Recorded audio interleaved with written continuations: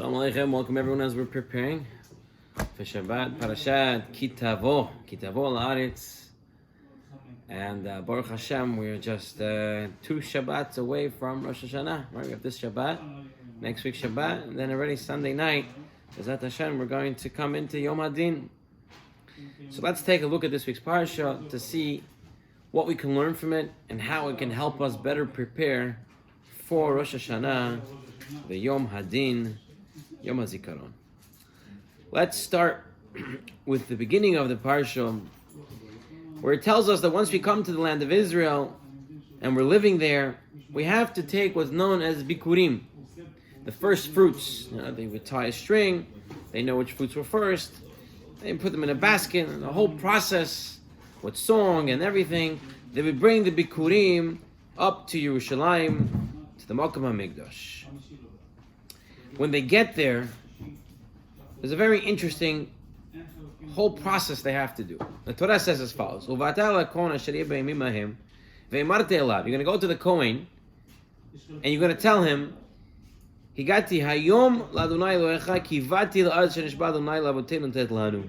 today I came to the land that Hashem gave us. Now, gave you, right? To our that Hashem promised our forefathers to give to us. So what happens? We come and we say, today we arrived. Then, we go through a whole story. The Lavan tried to kill us. We went down to Mitzrayim, and we lived there a little bit, and we became a big nation. And the whole story, the whole Megillah, we tell them what happened, and we were there, and the Mitzrayim punished us, they hurt us, and we cried out to Hashem, and Hashem heard us. The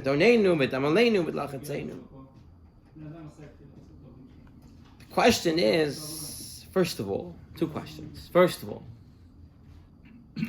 why am I saying Hayom, that today, I'm coming today, and I'm saying that Hashem gave me the land, gave us the land, today? First of all, it's not true.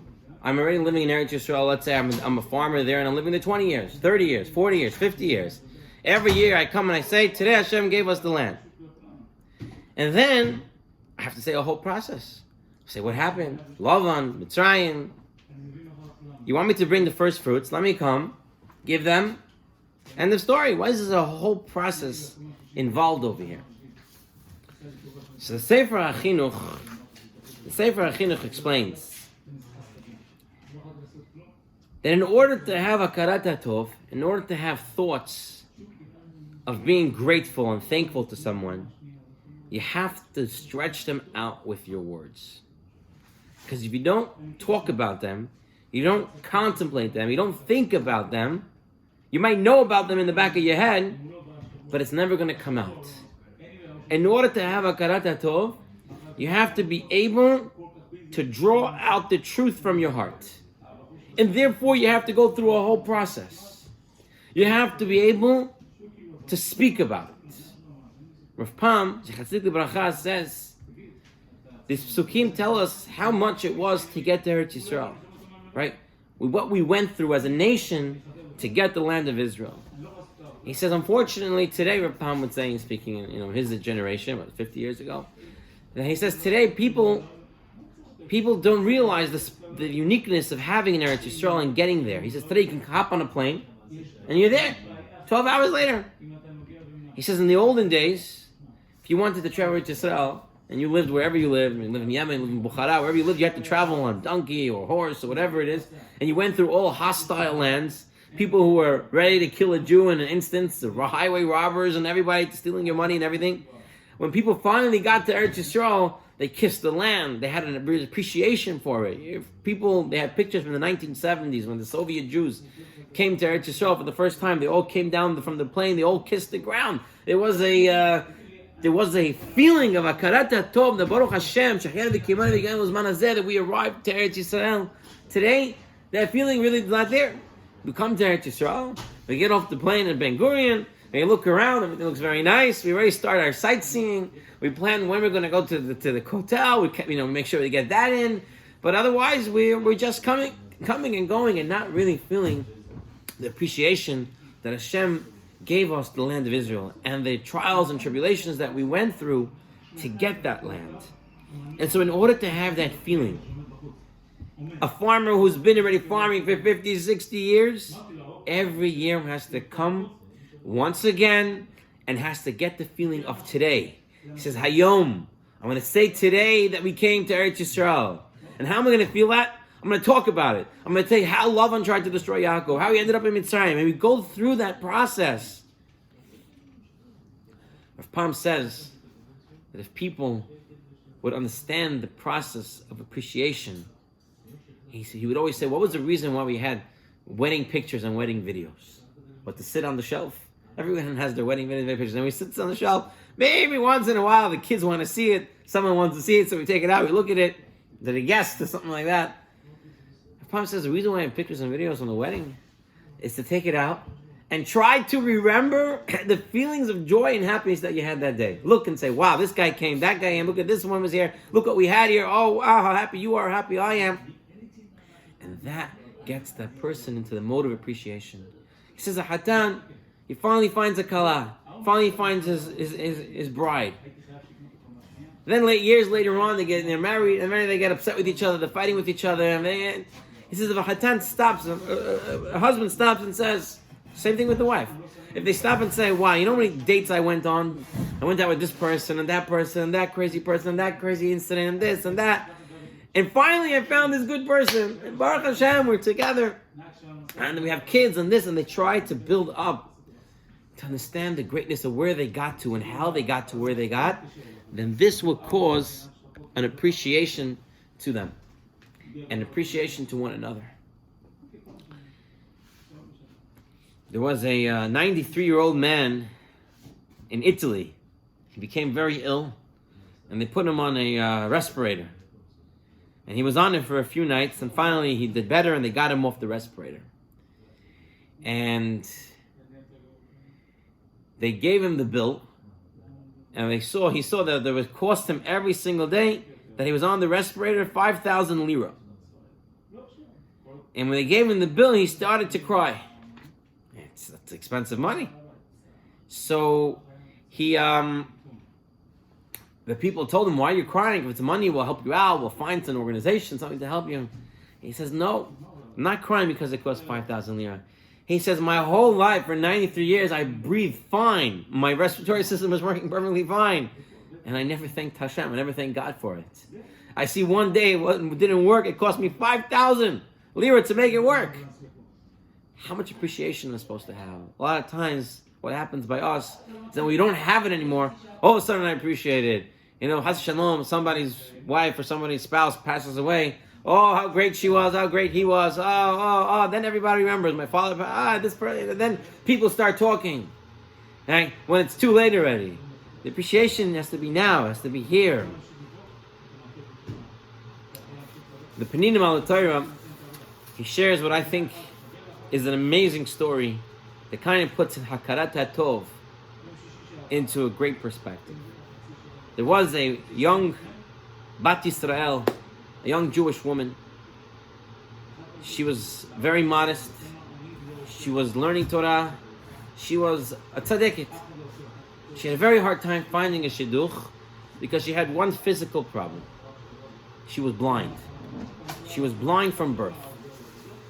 And from day one, she was never able to see. And people found that, they didn't want to go out with a girl who couldn't see. You need someone to take care of the house and someone to take care of things. And, she davened and she davened. And finally, one day, she met Mr. Right. A Ben Torah, someone who sat and learned. He went out with her. And he liked her. And he started to get serious. And she said, I can't see, I'm blind. Are you ready to live a life with me, a person who's blind? And he says, listen, I don't marry a person if they can see or not. I marry a person for who they are. And you're a holy person. You're a great person. You're a righteous person. And I want to marry you. So they got married. Chuppah, Dushin. They went home. And the years started to go by. And one day, the husband comes home and he's very, very excited. He tells his wife, you won't believe it. I was just reading in a scientific journal that they have found a way to take eyes from a dead person who was able to see and transplant them into someone who was born blind. And that person will start to see. They're doing it in the Cleveland Clinic. I think if we go there, with Hashem's help, we're able to get you a set of eyes and maybe you can see. Are you excited? And she says, oh my gosh, this is my tefillot come true. I always wanted to see. So they go down to the clinic and they go through the doctors, they go through the tests, and they come out and the doctors say, you're a perfect candidate. We're going to do it on you. However, there's a 10-year wait. You have to wait 10 years. She goes home all dejected. She says, oh my gosh, I had a hope so high, and now I have to wait 10 years. 10 years is so long. Again, this, that. The husband, really nice guy. He feels really bad for his wife. He says to himself, I'm going to do whatever I have to, whatever I can to make this happen sooner than later. So then he comes home after a few days. He says, I'm going to go back. He comes back home. He tells her, listen, I went down there. I spoke to them. I had to do a few things.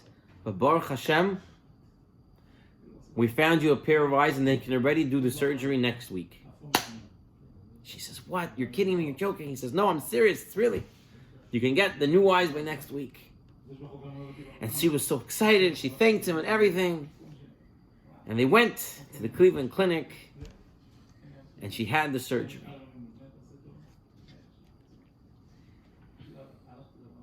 The procedure was a remarkable success. When she first opened her eyes, the images were blurred, but as the hours went by and the days went by, she was able to see with clarity for the very first time in her life. She looked outside and she was nispal. She was amazed by what she saw, the beauties of Hashem, the beauty of the world. And this woman's life changed. And she started saying to her husband, I want to be able to go see the world. I want to be able to travel. I wanted to go see everything that Hashem created. I want to be able to take it all in. I'm so excited that I have eyes. The husband listened and listened and said he has to go daven and he's going to leave. He's going to come back soon. And as he left, she was looking at her bed and she found an envelope. She takes out the envelope and she starts to read it. And it's from her husband. And he says, my dear wife, since I met you and during our marriage, I knew how much you wanted to see. And I see how excited you are. And I don't want to take away your excitement, but I have to let you know something that up until today you didn't know. The truth is that I'm also blind. That I am blind. And I cannot see. I hope that doesn't change our relationship now that you can see, and that you don't go away from me because you can see and I can't. Obviously, this woman, her whole plan of seeing the whole world, it all went down the drain, and she's thinking, how can I? I've never had a chance to see, now I could. Her husband came back and they didn't really talk. 1 day, 2 days, and finally she told her husband that as much as she loves him and everything that he's done, she really, really has to leave. She can't stay with him. She has this new gift of sight, and she wants to go out and see the world. She can't stay put. She can't stay here. And so she asks him to please separate, and we'll go, Shalom Yisrael, we'll go our own ways. He says, okay. Nice guy. He doesn't argue with her. And before he leaves another envelope on the table in their house. A few days after he left, she's cleaning up the house. She sees an envelope. She pulls out the envelope and she starts to read. And this is what the husband wrote. My dear wife, I thank Hashem for the time that we had together. And I understand that you want me to move out. And I'm moving out. And I hope you can remember all the wonderful memories we had together. I only ask one favor from you. One thing for you to please do. Please take great care of your new eyes. You see, they were once my eyes. I saw how devastated you are not being able to see. So I donated my eyes to you. So please, just take care of the eyes. It's a very sad story, but this is a story that plays out every single day in our lives. Perhaps not so dramatic, but do you ever bother to ask ourselves, who gave us the koach in our hand?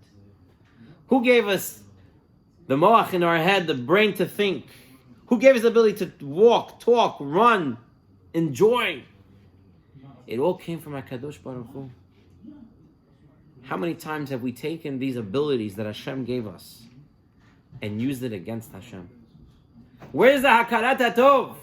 Hashem gave you these great things. Use it for Hashem. Use it the right way. Stay close to Hashem. But what do we say? No, Hashem, we don't want you. We want to use what you gave us to has v'shalom, to do a sin. This is what it means, Hakarat HaTov. Hakarat HaTov, remember where we came from, remember who gave us, remember what we belong to. Remember that it's Hashem that gave us life. Remember that Hashem that gave us koach. Remember that it's our wife that made us whole. It's our wife that gave us simcha. But Gemara says, person who's not married doesn't have any simcha. Person who's not married doesn't have anyone who can give him wisdom and counsel and all these different things. If we understand what we have, we can come, and where it came from, we can come to truly appreciate it. The cornerstone of the mitzvah of Bikurim, Rav Pam says, is Hakarat HaTov. As we approach Rosh Hashanah, what happens Rosh Hashanah? People come with a laundry list. HaKadosh Baruch Hu, this year I'm going to need X, Y, Z. I'm going to need a new car. I need a new house. I'm going to need more money. I'm going to need more this. One time they said, thank you. HaKadosh Baruch Hu, thank you. Thank you. They said, Hashem, thank you for what you gave me this year. That this year I had enough parnasah. Thank you that I had enough, I had children that are healthy, a wife that are healthy. Did a person say thank you to anything? Parshat Tavo comes right before Rosh Hashanah, and Yimei Elul to tell us that one of the avodot of El, one of the services of El, is the service of Hakarat HaTov. To be able to look at everything that we have in life and say thank you. Many people have a custom, many tzaddikim have a custom every day to say thank you to Hashem. They have a tefillah that they say, or they say it in their own words. The main thing is to really think about it, not just to read it, but to think about saying thank you to Hashem, what we have and what we owe. And this is one of the lessons, and one of the concepts that we have to take at this time in the calendar. It's all year long it's important, but especially in Yimei Elul. Let's take a look at another very important lesson from this week's Parshat. Before the Tochacha starts, before the rebuke that Moshe Rabbeinu gives Mipi Atzmo, as the Gemara Megillah says, it says as follows.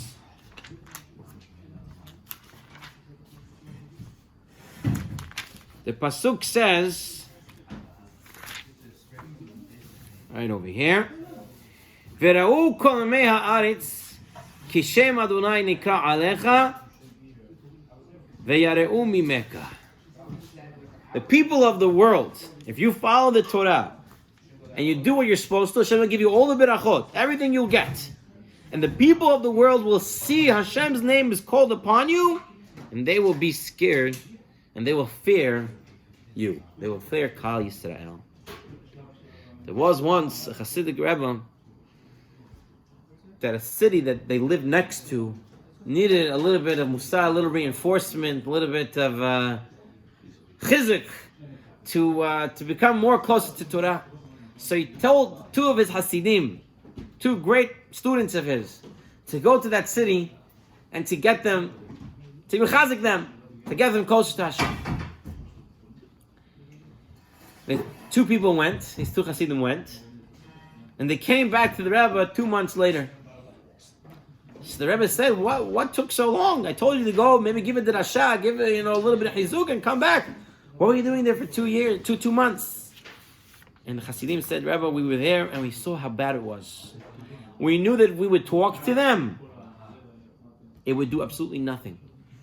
We had to stay there to show them what it means to be an El Chayid, what it means to be a righteous Jew, what it means to be a God-fearing Jew. We lived amongst them for 2 months, and when they saw us living amongst them, then they changed.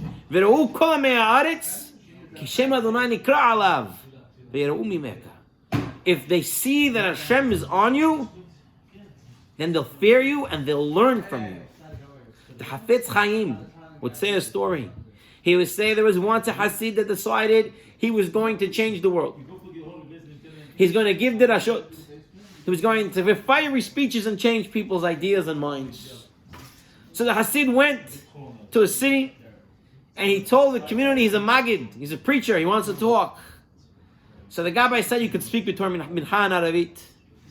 So Mincha and Aravit, he got up to speak. And the people of the shul said, what did you come here for? You came to collect some money. The Magidim would go around with a, tzedakah pushka, and you put some money in there, and, thank you for their services of speaking. He said, you just put your pushka here, we'll put the money, but don't talk. We don't want to hear you. So Hasid said, maybe I have to go to a different city. Maybe I have to change my speech. So he went to a different city. And a smaller city with less people. Maybe they'll listen. And he came there, and he asked to speak, and they said, okay. As he started to speak again, people said, we don't want to hear you. Other part fell asleep. No one was listening. He said, I don't understand what to do. I really want to change the world. So someone told him, one of the people said to him, listen, instead of going to cities where people don't know you, go back to the city where you come from. People know you there. Their talk. People will listen to you. He says, okay. He goes back to his city and he starts to give dirashot. And people come to him and say, Allo, the son of this guy, the son-in-law of this guy, who do you think you are? You were here years ago, no one listened to you. No one's going to listen to you today either. You want someone to listen to you? Talk to your own family. Don't talk to anybody else. He says, okay, listen, if this is what they said, so I got to do. So he goes home and he starts to talk to his own family. And guess what? His own family tells him, listen, we're tired. We're this. We love you, but we don't want to hear you always giving us musar. Please, no more dirashot. No more speeches. We're done. We don't want anything. So the Hasid says, no one wants to listen to me. Not cities, not big cities, not small cities, not my city, not strange cities, not my family. He says, you know what? I'm going to work on myself. I'm going to give myself speeches. I'm going to learn Torah like never before. And he says that this Hasid went and became the biggest masmid possible. And he learned so much that he started being a mechaber svarim. He started to write svarim. And as he started writing svarim, they went around and people started reading them. And eventually people started calling him to give dirashot. And he became a very successful speaker. And people started to talk about him. Because it says, when people see that Hashem is on you, when you have Hashem in you, then they're going to fear, they're going to learn from you, they're going to see from you. When they told Rav Chaim Brisk, the Brisker Rav, it says, and they told the Brisker Rav that the Hafetz Chaim said this mashal, the Brisker Rav said that this mashal is not a mashal, but it's actually a true story, and it's about the Hafetz Chaim himself. That he himself wanted to change the world, and tried, but no one listened until he changed himself so much so, that up until today, who doesn't hear of the Hafetz Chaim? Who doesn't know the Hafetz Chaim? Who doesn't learn Mishnah Berurah? He's so saturated in Judaism, everyone knows about him. The whole Orthodox world knows about him. Because he worked on himself. When you work on yourself, then it goes to others. Chafetz Chaim knew the secret, and he put this into practice at another time. When Rabbi Meir Shapiro, the one who who created the idea of Daf Yomi that we have today, that everyone learns Daf Yomi, and every 7.5 years they finish Shas. He was 37 years old when he came up with this idea. And he came to the Chafetz Chaim, and he shared to the Chafetz Chaim, other Rabbanim also, and he came and he shared this idea, and the Chafetz Chaim was so excited about it. And they were going to have the Agudah convention. And Rav Meir Shapiro said, I want to introduce the idea of Daf Yomi at the Agudah convention. And the Chafetz Chaim said, I'm for it 100%. I want you to mention it there. I want to make it happen. So Rav Meir Shapiro said, listen, maybe the Chafetz Chaim could introduce it, this and that. He says, no, you're going to introduce it. You're going to come to the convention and you're going to introduce it. He says, but I'm a young person. They may not take it. Chafetz Chaim says, you listen to me. The convention is called for what? 8 o'clock, whatever it is. You walk in 9:30. An hour and a half late. You're not allowed to walk in on time. Walk in 9:30, I'll take care of the rest. And so it was. Rav Meir Shapiro walks in 9:30. He walks into the main banquet hall where everyone's sitting. And all the Rabbanim are sitting down. They see Rav Meir Shapiro walk in. As soon as the Chafetz Chaim sees Rav Meir Shapiro, he stands up. Now the Chafetz Chaim stands up, everybody stands up. The whole banquet hall, thousands of people, everybody's standing. And as soon as he comes up, the Chafetz Chaim gets up and he tells everybody, now this Rav Meir Shapiro, will be addressing the whole Agudah convention. And history tells us the rest. That every 7.5 years is another Siyum Daf Yomi, Siyum Shas. How did the Chafetz Chaim do here? The Chafetz Chaim says, what did the Chafetz Chaim do? Sir Meir Shapiro needs someone, people need to know that he's a serious person. I will put my influence on him. When he comes in and I stand up for him, now everyone realizes who he is, and they stand up for him also and give him full attention. Because it's not what you know, but who you know. Right? But more than that, if you know Hashem, if they see Kishem Hashem Nikra Alecha, then of course everyone's going to be fearful of you. Because if you know the one and only Almighty HaKadosh Baruch Hu, and everyone knows that you're associated with Hashem, there's nothing else they could do but to respect and be in awe and in fear and learn from one another. This is, I think, a very important concept that can be used between Ben Adam L'Chavero, Ben Adam L'Makom, Ben Adam L'Atzmo, to know who you are and what you're connected to. And if you're truly connected to Hashem, then how much influence you really have. Sof davar hakol nishma. If a person fearful of Hashem, everyone listens to him. This is our goal in order to influence our surroundings, in order to influence ourselves and our families, is to have Hashem with us at all times. Let's look at one more lesson from this week's parasha. A few psukim later, the pasuk says, "Untanecha Adonai l'rosh v'lo lezanav." Hashem will make you a head and not a tail. Vayita rak lemala v'lo tieh lamata. And you'll look, and you'll be only upwards, and you won't go down. Ki tishma mitzvat Hashem Elokecha asher anochi mitzavecha hayom lishmor v'la'asot. Because you listened and did the mitzvot that Hashem commanded. The lashon here, rosh v'lo lezanav. Okay, we're in Yemei Elul. So you already learned about Akarot Tov. We learned about putting Hashem with us. And now you have a lashon that we use in the Simanim and Seder Rosh Hashanah night, where you say we should be l'rosh v'lo lezanav. Should be to the head and not the tail. What does it mean to be a head and not a tail? Right? What's the difference between a head and a tail? Imagine there's a snake. Right? Mashal goes, one day the snake's tail told the snake's head, I'm tired of following you. You're always in charge. You're always taking us everywhere. I want to be in charge one time. We're one long string. I want to go my way. Why have to always follow you? So the snake said, you know what, you're right. Tipshus. You know what, you're right. You're going to be in charge.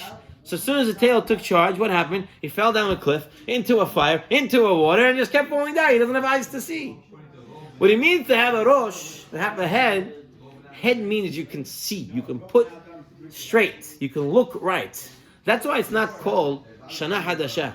It's called Rosh Hashanah. Why is it called Rosh Hashanah? I tell you many times. Because one time a year, you should use your head. A whole year we're our tail, we're following everyone else is doing. At least on Rosh Hashanah, use your head. It's a Rosh Hashanah.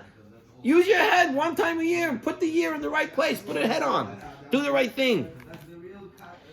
Look what you're doing. See what you're doing. Use your head. As Pam says, the Rosh Hashanah, this is what Hashem is telling every single Jew, and especially those who are Machshav Torah, those who love Torah, and B'nai Torah, who represent Torah.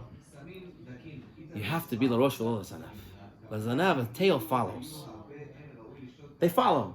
Everyone's standing in line for the new iPhone, so you also go stand in line for the new iPhone. Everyone's following. The government says this is true and this is no longer true. Everyone follows it. This is a tail. A Rosh, someone who stops and thinks, what's really the job here? What's really it has to be? What's the truth here? That's a Rosh. A Ben Torah, he knows that the latest iPhone and the latest Samsung tablet and whatever else, this gadgets and gimmicks and all these things that come out, they don't really bring simcha to a person. They don't really bring happiness to a person. They don't give anything to a person other than taking his money away and giving it to the guy who made the device to die within a year or two, so you have to buy a new device and make more money to him. Right? A Rosh thinks. He uses his head. I'm supposed to do for Hashem. I'm supposed to use my head to go the right path. In Aleinu L'Shabeach, we say, Shamayim Mimal, Val Aris Mitachad. What does this mean? Shamayim Mimal, Val Aris Mitachad. A person has to know which way to look. When it comes to Shamayim, when it comes to Ruchniut, when it comes to spirituality, you have to look up. You have to do more and more and more and more. When it comes to Ha'aretz Mitachad, when it's on the bottom, when it's the ground, when it's Gashmiut, when it's physicality, you don't need much of it. Less. Tahad. Lamata. You don't need. There's a famous mashal that the Ben Ish Chai would say over. The Ben Ish Chai would say over, there was once a rich man who had a large estate, large house, property. And he had a servant that was working for him. And one day, the rich man's nephews and nieces were coming to visit. And the rich man sees at the side of his house, he has a ladder that goes all the way up to the roof. And he says to himself, oh, my nephews, they're really balagonists, they're troublemakers, bandits. So he says, you know what? Tells his servant, come here. I need you to dismantle this ladder. I don't want any access to the roof. I don't want anyone playing on the roof. Dismantle the ladder. Get rid of the access. The servant says, Adoni, whatever you want, I do for you. So he starts. He starts dismantling the ladder. How does he dismantle the ladder? He starts from the bottom, one rung at a time. He's climbing the ladder and removing the one on the bottom. Climbing, and removing. So finally he removed the whole ladder and he's on top of the roof. So he screams down, Adoni, my master, help me, I'm stuck. The master comes out, his whole family, and they're all laughing at him. He's like, what did you do? He says, you told me to take off the ladder. I took off the ladder. He said to him, you take off a ladder. You have to use your head. You start from the top and you go down. So you'll be on the floor when you finish. He says, Slicha, I didn't know. Now I know. I'm good. So they throw a rope, they make him climb the side of the house and he gets down, he's fine. A few weeks later, this rich man is walking his fields and he sees he has a cistern, a pit, a well. It wasn't in use anymore. And it's a danger. And there's a ladder going down. He doesn't want people to go down and play in it. Maybe they get stuck in there. So he tells his servant, come here. I need you to take off this ladder. I don't want anyone going in here. Take it off, seal it off. I don't want nothing in here. And the servant says, Master, right away. I do it. And now the servant thinks to himself, I remember from last time what they said. You start from the top and you go down. So he did the same thing. He started from the top and went down until he gets to the bottom, and now he has no ladder to come out. So he screams, Adoni, my master, please. And the master and the whole family comes out and they all start laughing to him. He says, what are you laughing about? I did exactly what you told me to do. You told me to start from the top and go to the bottom. And they said to him, Tzaddik, when you're taking a ladder that's down, you start from the bottom and you go up. The Ben Ish Chai says, unfortunately, a lot of people are like this poor servant. When it comes to ruhniyut, instead of going up, they go down. It's too much Torah, too much learning, too much mitzvot. Let's cut it. Let's cut it. It's too much. I don't want to become fanatic. It's too much. Let's cut it now. But when it comes to Gashmiut, all of a sudden, there's no stop. I pay whatever I need to. I get whatever I want. And they mess up which way they're supposed to go. The pasuk in this week's Parshat tells us, be a rosh v'lo lezanav. Be a head, be a thinker. Say what Hashem, think what Hashem wants from you and do what Hashem wants from you. Don't be the one who's a zanav who follows and follows and follows. No, when it comes to ruhniyut, shemayim ma'al, you have to go up. Al-aretz mitahat. And when it comes to gashmiut, when it comes to physicality, you have to do less of it.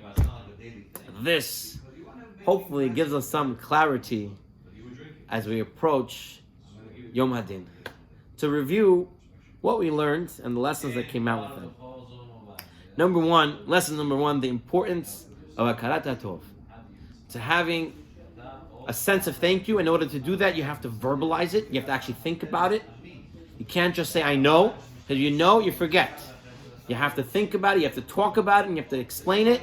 And you have to know that those who you have to say benefit to, thank you to, you have to show them loyalty. And especially at the Kodesh Baruch Hu, if you say thank you for giving us our body, our koach, our health, everything that we have. The second lesson that we learned, the lesson was that you have to put Hashem inside of you, that you have to really be a person that's with Hashem in order to make any sort of change to yourself, to your family, and to those around you. And if you're zocheh, to the whole world. Because you really have Hashem in you, because it's not what you know, but rather who you know. And if you know Hashem, you're in good hands. And the third lesson that we learned is that we should be a head and not a tail. And that we should look, when it comes to ruchniut, the right way, spirituality, the correct way. When it comes to physicality, we should look the right way as well and know what we have to limit and what we should try to make more abundant. And with these lessons, HaKadosh Baruch Hu give us a zechut to have, Bezat Hashem,